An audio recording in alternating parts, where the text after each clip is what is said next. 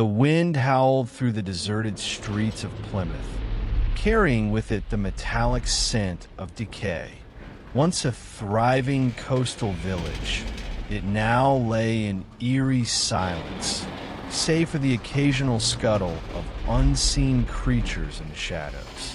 The cobblestones, slick with rain and the remnants of the sea, glistened under the pale moonlight, reflecting the ghostly glow of the abandoned buildings. Emma clutched the rusted iron poker she had found in an abandoned pub, her knuckles white with tension. She had been wandering for hours, the last survivor of a group that had set out for refuge in the old lighthouse 2 miles down the coast. Her mind raced with memories of her friends and family, their laughter now replaced by the haunting echoes of the past.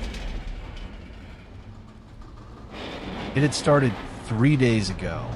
The first signs were subtle. A fisherman returning to the village with a gray pallor and a blank stare, mumbling incoherently about something in the sea. His words were a jumble of fear and madness, speaking of shadows beneath the waves and voices calling from the depths. That night, the screams began. They were piercing and relentless, echoing through the narrow streets and sending shivers down the spines of those who heard them.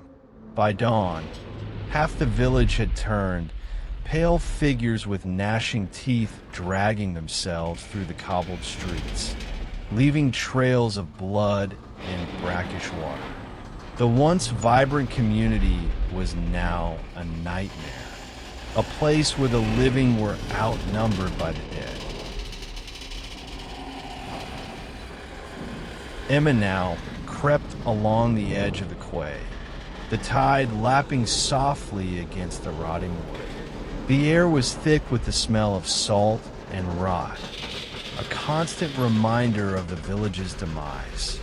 She heard it before she saw it, the wet shuffle of feet, the soft gurgle of a throat that should not be alive.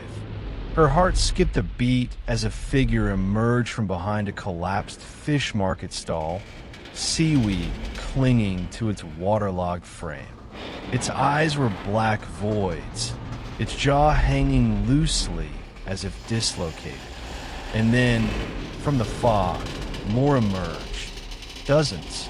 They moved with a slow, deliberate grace, their bodies swaying as if carried by an unseen current. Emma's breath caught in her throat as she watched them, a wave of terror washing over her. Heart pounding, Emma ran. She barely made it to the lighthouse, slamming the heavy door shut behind her with a resounding crash. The sound echoed through the empty structure, a brief moment of solace in the chaos. But the sound of fists, some human, some grotesquely misshapen, began almost immediately. They pounded against the door with relentless fury, a constant reminder of the danger that lurked outside.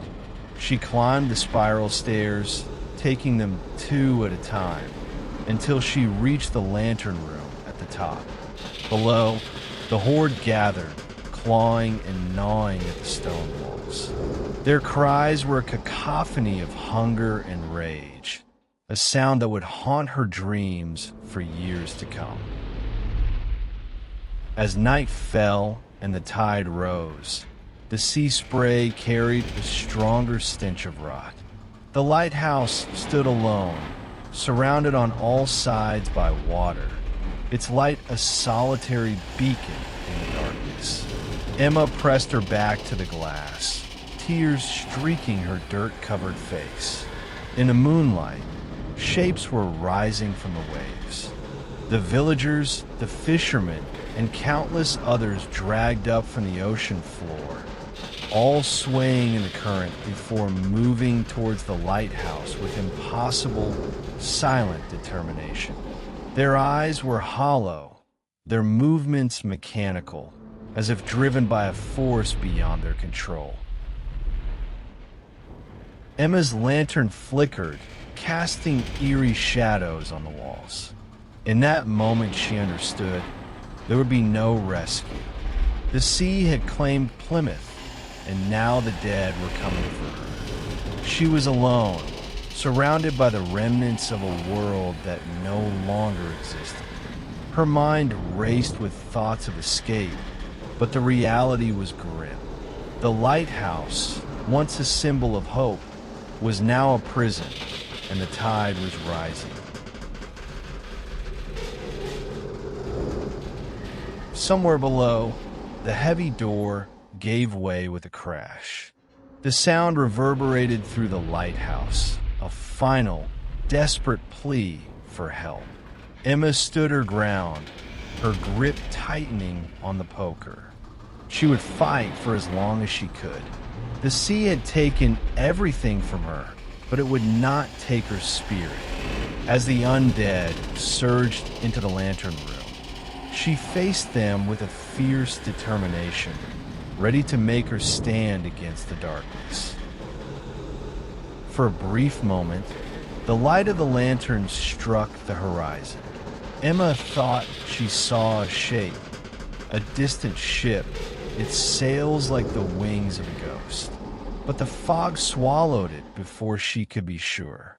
The creatures closed in, their wet hands reaching, and the lighthouse shuddered under the weight of the storm. Emma screamed, not in terror, but in defiance, as the night consumed Plymouth entirely. Thank you for watching. Don't forget to like and subscribe.